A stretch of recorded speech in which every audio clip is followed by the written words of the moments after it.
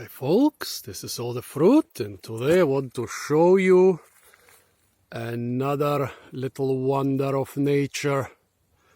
Well, when I came back to Germany, I realized that mid-September this year is not such a good time for fruit.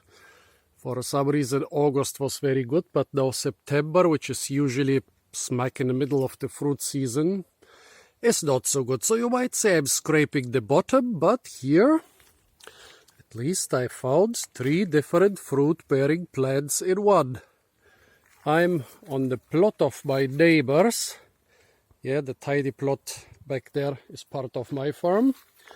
And here my neighbors have an old plum tree. Blue plums, by the way, Prunus domestica, subspecies domestica. And on this plum tree there are a couple epiphytes. Well, epiphytes are quite rare on plum trees. We have them a lot on willows and quite frequently on cherries, but on plums they are not so common. And here those 2 epiphytes are also fruit-bearing plants. Well, as you can see, this quite old blue plum. It was probably cut here and then resprouted, and 3 of the shoots survived, but the wood in the middle started rotting, so all the water running down here, a lot of it ends up here in this hollow stem. So this hollow stem is basically filled with, yeah, rotten wood and rainwater.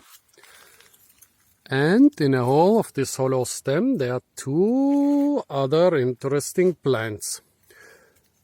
And they have not been planted here, but they have grown naturally. Here we have the common European strawberry, Fragaria vesca. And here, hidden between the leaves of the common strawberry, is the common European yew. This is Taxus baccata. Well, Fragaria vesca is a tasty forest strawberry, and the European yew also provides edible fruit for the brave ones. And look at those plants. I mean, this summer was quite dry, but last summer was one of the worst droughts since probably centuries.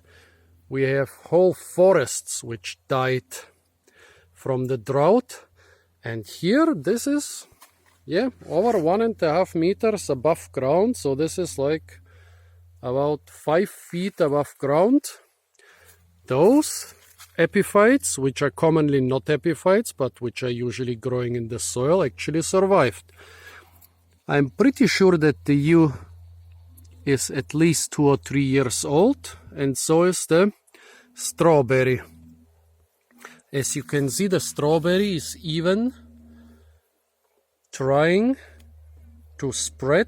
It's sending out a little vine which is going round and round and round, and here, look at that. This strawberry is going all the way down, and success, it has reached the ground and it has taken root in the ground. So this is so amazing. A strawberry, a plant which actually grows in the ground, started growing inside the tree, 5 foot in the air. Like this must be about 1.60 meters in the air. And then it sent down, well, it tried to send down several of those. Well, what are those? They are not rhizomes, they must be stolons. Well, sent out several of those stolons. Here is one dead one, another dead one, and who knows how many more died. And then on this stolon it produced 1 daughter plant, 2 daughter plants, 3 daughter plants, 4 daughter plants, and it also managed to kind of stabilize itself here on the rough bark and inside the ivy. So we had 4 5 daughter plants, 6 daughter plants. Here, the 6th one, well, the leaves died. Here there should have been a 7th one which didn't develop, but number 8 developed very close to the ground.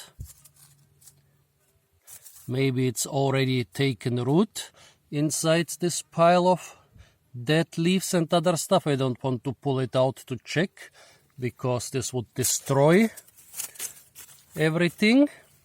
So ain't that amazing? This stolon, this thing which is as thin as a thin thread, is about 2 meters long. It goes down like 1.60 meter and it goes more than half around the tree, and it produces, apart from the mother plant, 8 little daughter plants. Well, actually now only 6 have survived.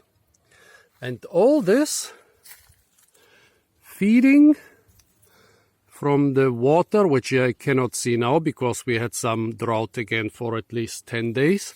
Feeding from the water and feeding from the nutrients inside the hole in this tree. Ain't that amazing? And I'm saying it again, this is not in the tropics and this is not a species that usually does it. Well, folks, unfortunately, the blue plums have dried up a couple weeks ago. The strawberry, I don't even know if it had fruit this year. Probably it did. I mean, if it had energy to produce such long shoots, it also did have energy to produce fruit. I don't know if the tiny yew tree will ever produce fruit. They are not bad. I like